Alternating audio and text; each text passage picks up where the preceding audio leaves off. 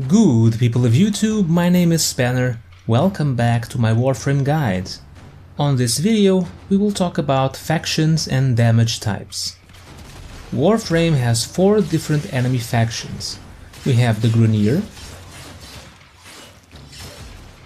the Corpus,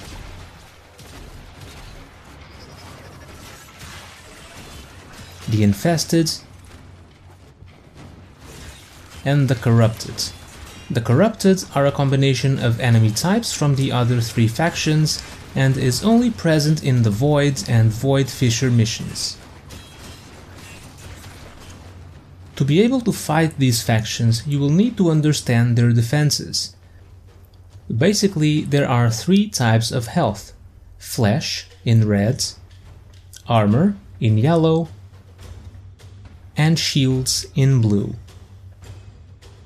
The health of Grunier and Infested units is composed by flesh and armor. Corpus units will have flesh and shields. And Corrupted have a mix of all of them. This is all in very simple terms, as there are some subcategories to all of this. These defenses will be resistant or weak to certain types of damage. So let's talk about that for now. There are several damage types available. The basic ones, available on most weapons, are Impact, Puncture, and Slash. Basically, Impact is good against shields, Puncture is good against armor, and Slash is good against flesh. There is also elemental damage. There are some mods, such as Hellfire for rifles, which add elemental damage to your weapons. This extra damage is calculated by adding up your weapon's raw damage. In the case of this Rubico, we add up the impact, puncture, and slash damage, and we get a total of 200 raw damage. If we then add this maxed Hellfire mods, which adds 90% extra heat damage, we get 180 extra heat damage, 90% of our total raw damage. This can be improved by adding mods like Serration, which increases the weapon's raw damage. In this case, the heat damage will be increased, taking in consideration the extra damage from our Serration mods. The basic elemental damage types that exist are Heat, Cold, Electric, and Toxin. There are also some weapons which have innate elemental damage. These basic elemental types can also be combined to create other types of damage. You just need to combine 2 different elemental mods on a weapon to create a new damage type. Heat and Cold will create blast damage. Heat and Electric will create radiation damage. Heat and Toxin will create gas damage. Cold and Electric will create magnetic. Cold and Toxin will create viral. Finally, Electric and Toxin will create corrosive damage. This brings us back to resistances. There is a very detailed table on the wiki which explains the damage types and what they're good and bad for. I will leave a link in the video's description. As we've seen, these new elements are created by modding. If we create some blast damage on this Rubico again, we see that the combined damage totals 360. This is 90% extra heat damage from the Hellfire, plus the 90% extra cold damage from the cryo rounds. We can also have multiple elements on a weapon. Right now we have blast damage. If we add a toxin mod, we get blast plus toxin. If we add an electric mod, we will get blast plus corrosive, because the toxin and the electric have combined as well.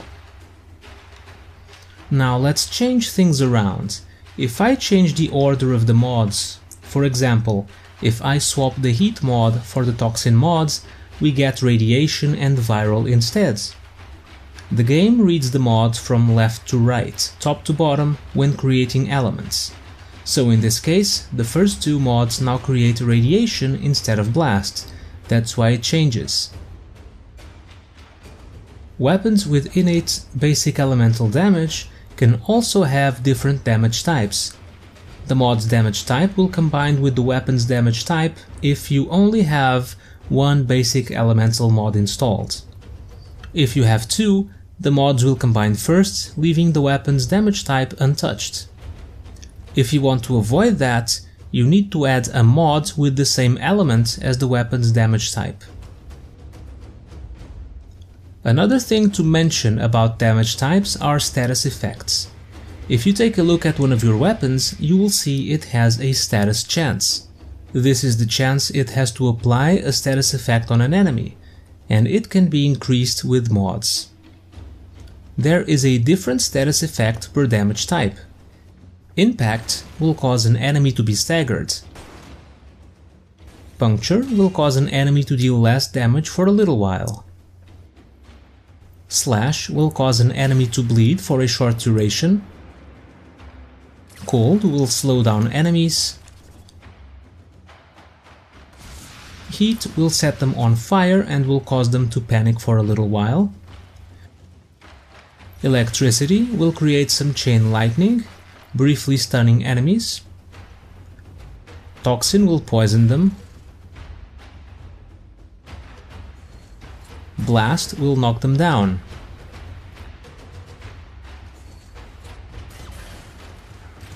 Corrosive will reduce their total armor. Gas will poison enemies in an area. Magnetic will reduce total shields.